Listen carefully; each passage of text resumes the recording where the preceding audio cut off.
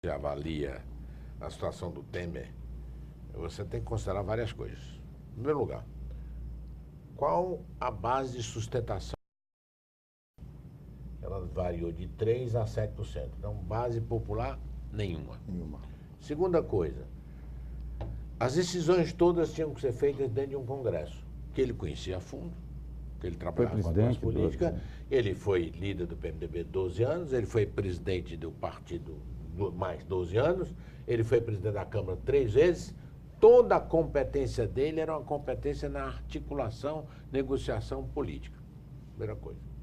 Outro dado fundamental, você busca num processo de governabilidade aqueles elementos que garantam a você o trânsito em certos segmentos que serão fundamentais para você viabilizar o seu governo.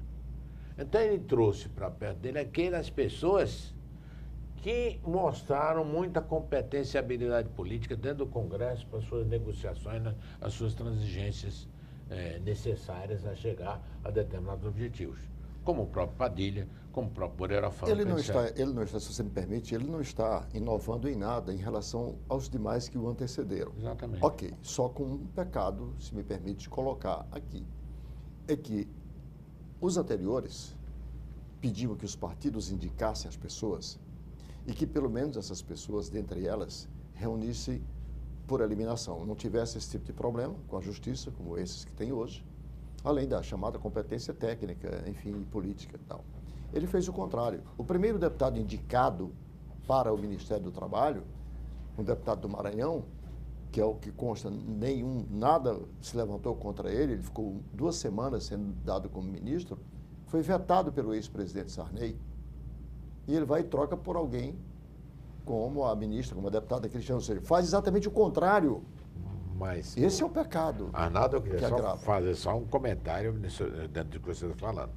Você vê o seguinte, eu tenho no meu projeto de poder, para terminar esse processo, 2 reformas que eu acho que são cruciais, são fundamentais para marcar o meu governo, dar sustentação à retomada do crescimento que a economia está apresentando. Eu só faço isso com o Congresso Nacional e, particularmente, com a Câmara. Hoje, quando ele fez a avaliação dos votos possíveis daquele que seriam considerados fiéis a esse processo, teriam 250 votos, onde ele precisa de 308. Então, ele vai começar a fazer o acerto com aqueles partidos que podem garantir os votos. O grande problema do Temer é o seguinte, ele sabe quanto custa, que nós de fora não sabemos. Ele sabe quanto custa o apoio do PTB.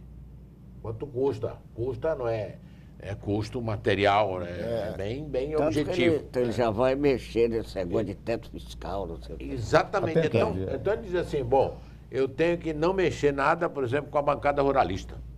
Não mexo. Ela quer mais alguma coisa, vai garantir os votos totais? Então vou dar lá. Ele é um cálculo matemático ali. Exatamente. Eu não posso mexer nada com a bancada da saúde. Ministro, que apesar disso ele não garante.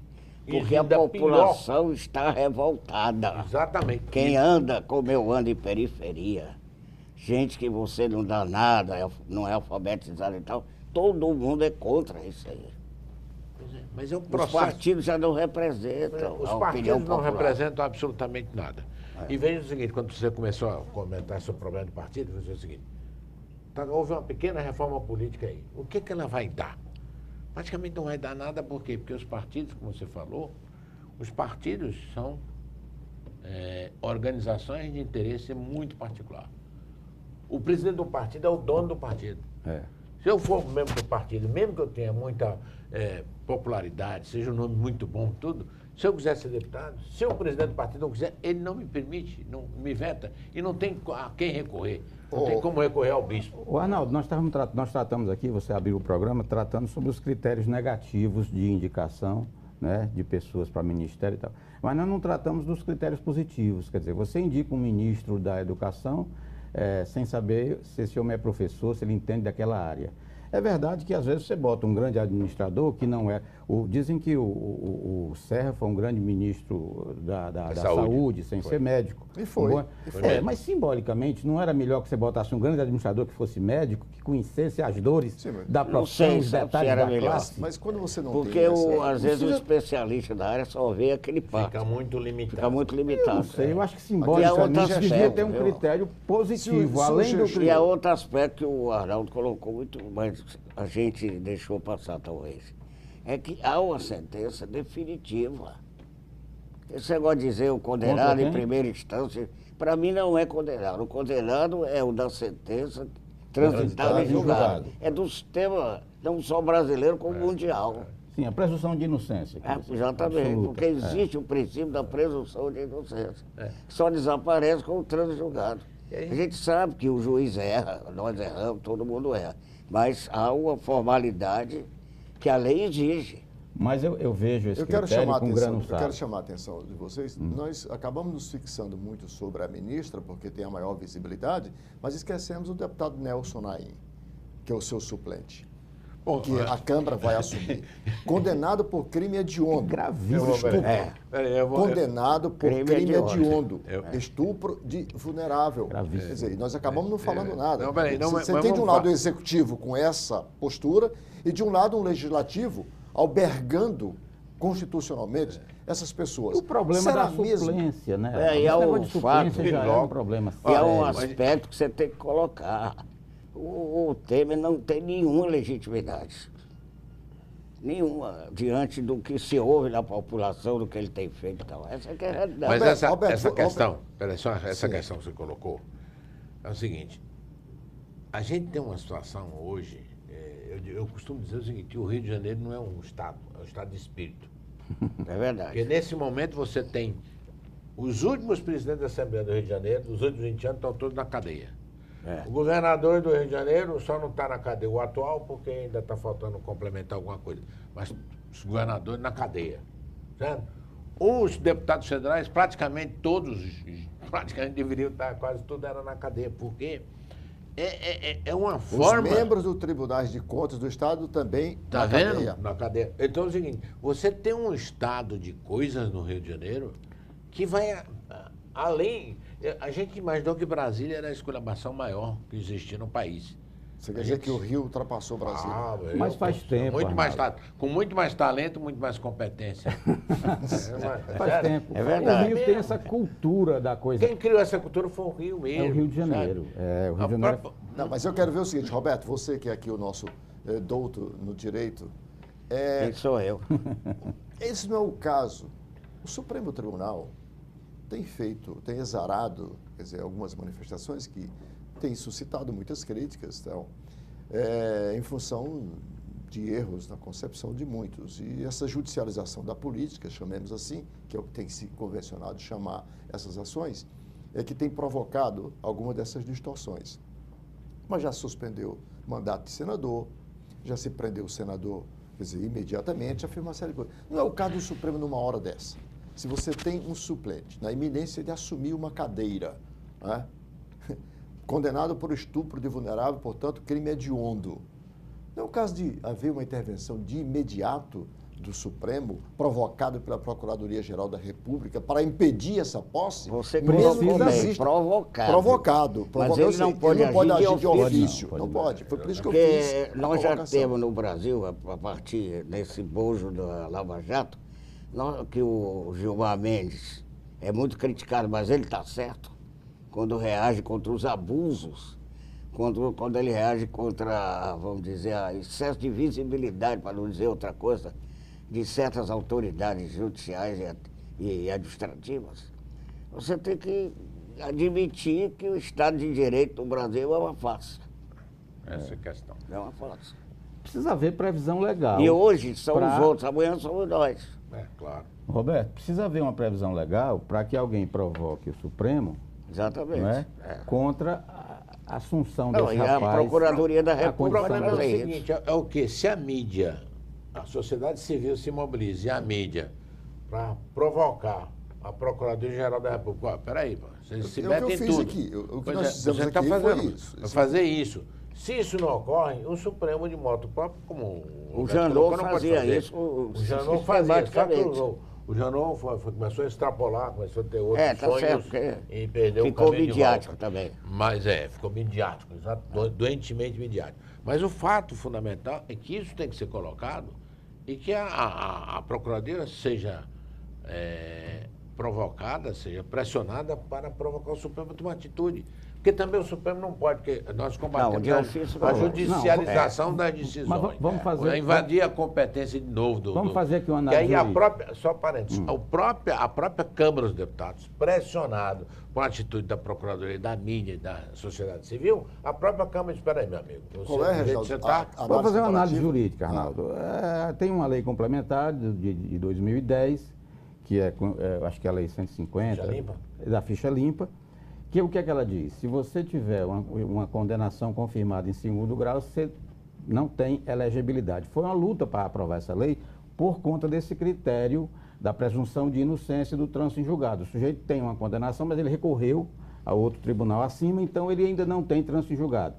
Teoricamente, ele não poderia ser impedido de se eleger, de se candidatar.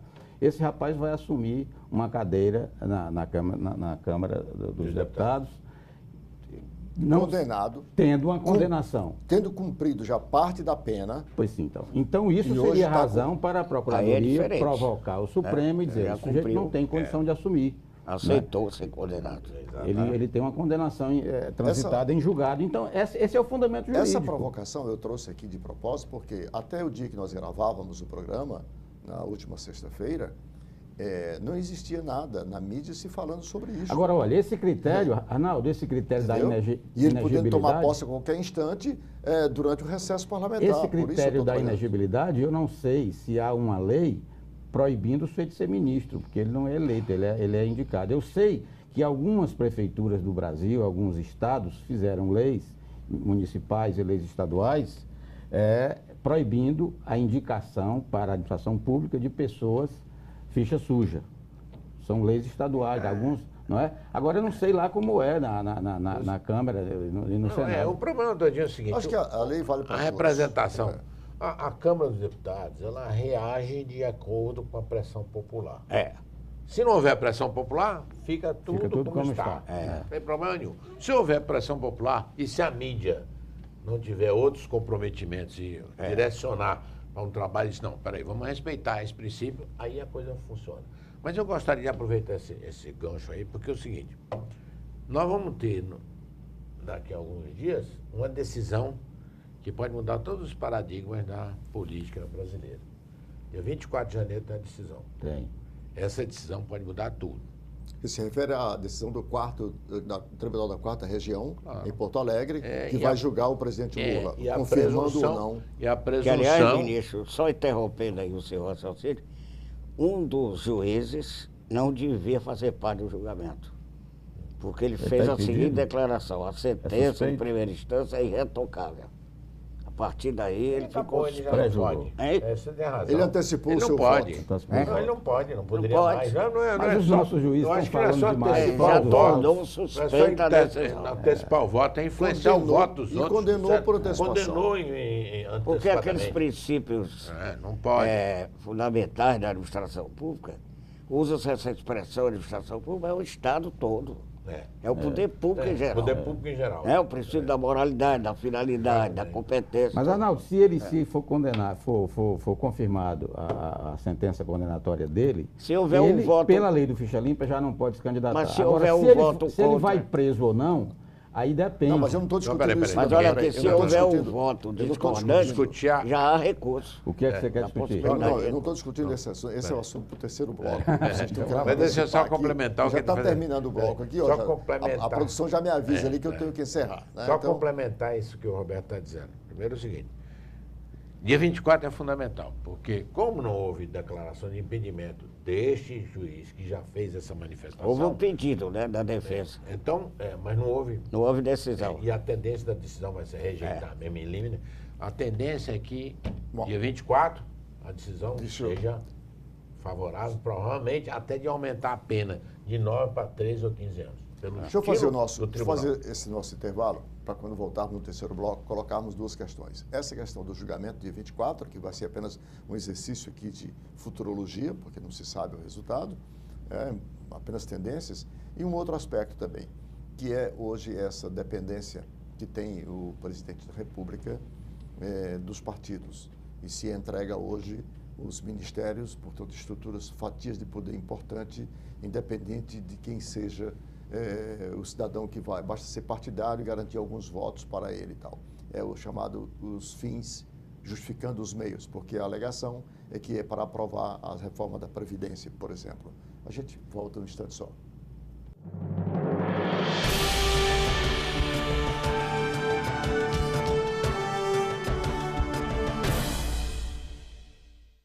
A Câmara Municipal de Fortaleza não para de trabalhar pela população da nossa cidade. E para que você fique sempre por dentro do nosso dia a dia, temos vários canais de comunicação. Confira o que acontece na Câmara pelo site e pelas nossas redes sociais, como Facebook, Instagram, YouTube, TV Fortaleza e Rádio Fortaleza. Acesse, comente, assista, participe. A casa é sua também. Câmara e você, juntos construindo uma Fortaleza melhor.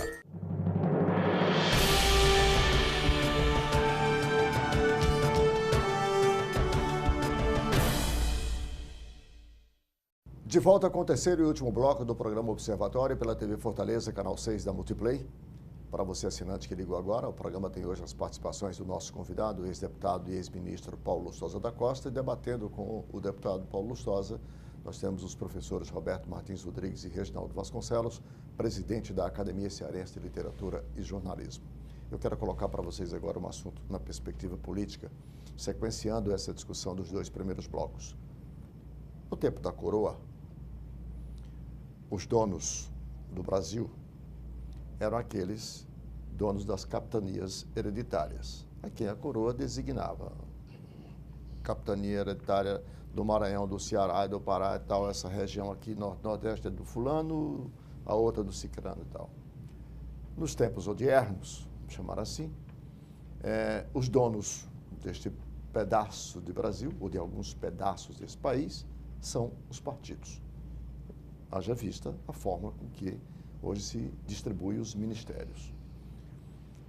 Com um agravante, os fins agora estão justificando os meios.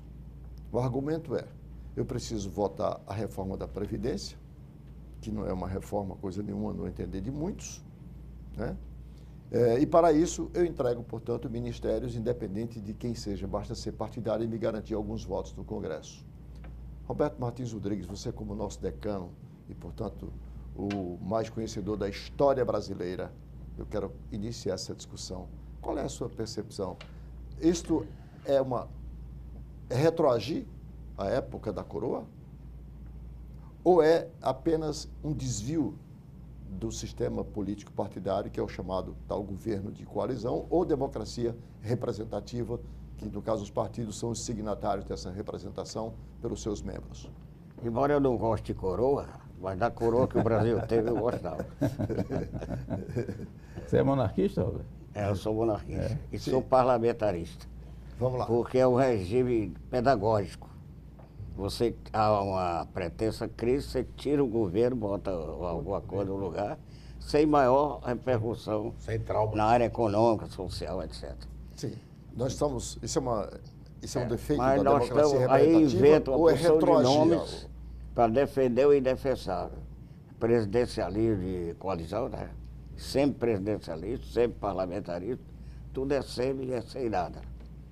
Então eu acho o seguinte, que essa data 24 de janeiro, como disse muito bem o nosso ministro Paulo Vocês Lustosa da insistem em Costa, antecipar esse... vai essa marcar discussão. aquilo que a gente já sabe, né? Há um esquema organizado para condenar o Lula, aumentar a pena, talvez não tenham coragem de mandar prender. Isso eu não acredito. Não acredito. Mas eu, pessoalmente, ainda vou mais além na minha santa credibilidade da minha santa fé, sem nenhuma menção à cidade do meu nome. Eu acho que eles não vão condenar.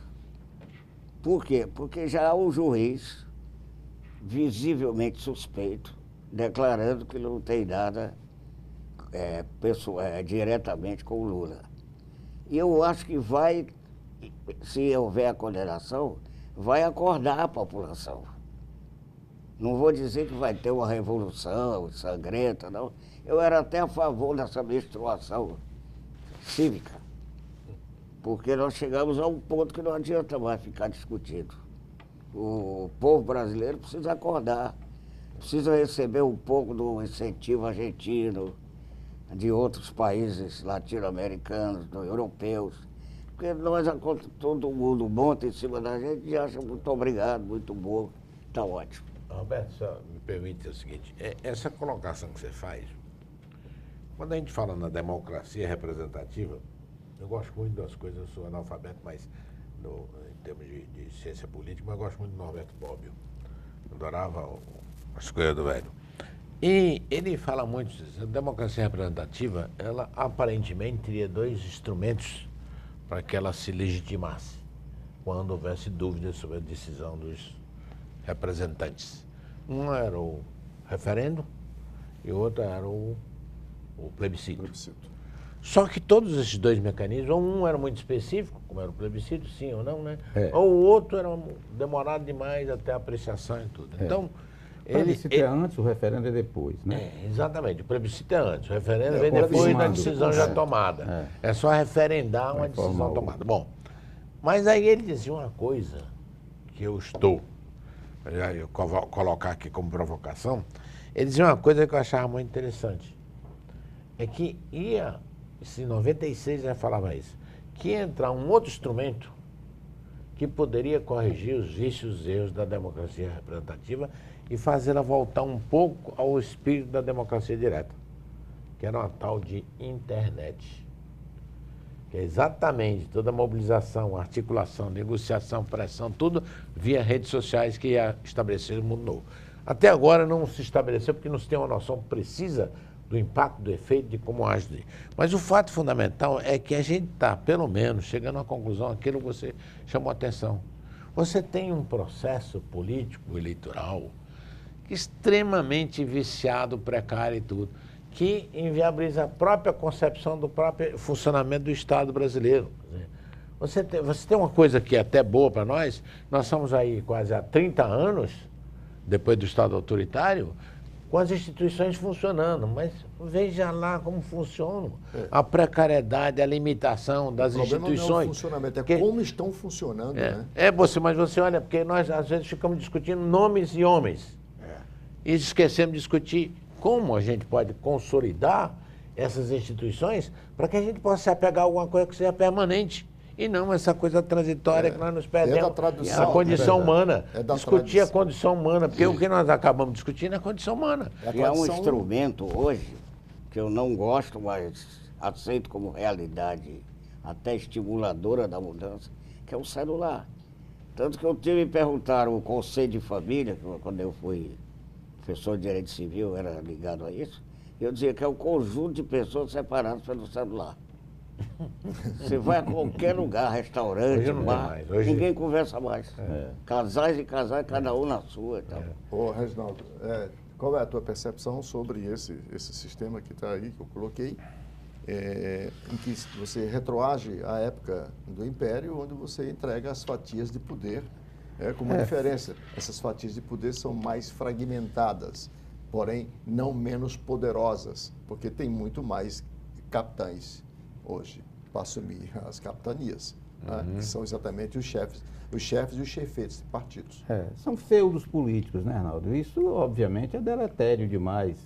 E tudo é culpa do presidencialismo e ainda mais esse tipo de coalizão. Eu concordo com o Roberto que o ideal seria mesmo o parlamentarismo e também concordo que seria muito bom que a gente tivesse um parlamentarismo monárquico, porque nós temos uma família real que é só uma família que poderia simbolizar as famílias do Brasil.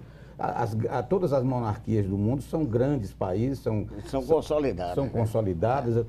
Agora, porque vai privilegiar? Nós temos tradicional. Mas há uma evolução no Brasil. O que os Estados Unidos não têm, né? Os Estados Unidos não têm uma família real. Há uma evolução. É o único país do mundo onde a língua oficial é outra. Não tem mais notícia falsa, é fake news. Fake news, é. exatamente. Adotou-se o inglês. Exatamente. Então, Arnaldo, são defeitos. Olha, você quer absurdo maior do que a lei permitir, como permitia, que empresas façam doações oficiais a partidos, a candidatos, empresas essas que vão concorrer para prestar Obras serviço. públicas. Mesmo oficialmente já estava errado. Aí ainda fazia o caixa 2, que era para ser extraoficial, e o dinheiro ia em parte para o bolso dos candidatos. Mas já oficialmente já era absurdo, Arnaldo. E problema agora é que você não tem tem, na matemática, número suficiente para definir os caixas. Exatamente. 2, 3, 4, 10, 20. Então, Caixa 1, 2, 3, 4. tá tudo errado. Mas eu acho que a volto gente- só à questão de origem, eu acho fundamental. Eu acho que a gente tem que ver o seguinte, como é que o Brasil pode, eu acho que as coisas, sou otimista, que as coisas estão evoluindo. Eu também sou. A transparência, a gente testou essas instituições, elas se seguraram até agora, vai, cai, não cai, desmoraliza, não. A gente está vendo que os homens nesse processo não são relevantes. Estamos perdendo um pouco daquilo que a gente tinha, né? A crença desesperada no salvador da pátria. A gente está começando a pensar numa transformação Coletiva. institucional, coletiva. De cultura E a gente está política. vendo um negócio bom que está acontecendo no Brasil também. Por exemplo, o descolamento da economia e da política. De primeiro, né, Roberto, nós somos mais velhos aqui, de primeiro acontecer qualquer coisa, sabe, um tremor na política, o câmbio disparava, a bolsa estourava e acabou-se. Hoje você tem um descolamento, as coisas estão andando independentemente dos problemas, das crises políticas, independente